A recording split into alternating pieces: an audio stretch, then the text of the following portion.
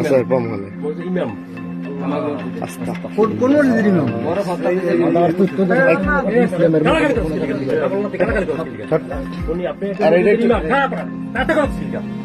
আপনি কি মসজিদের ইমাম? আপনার বাড়ি হলো বরিশাল উজিরপুর। আপনার ওই কথা বলেন। আপনার আপনার তো মসজিদের ইমাম, আপনার তো অনেক সম্মান।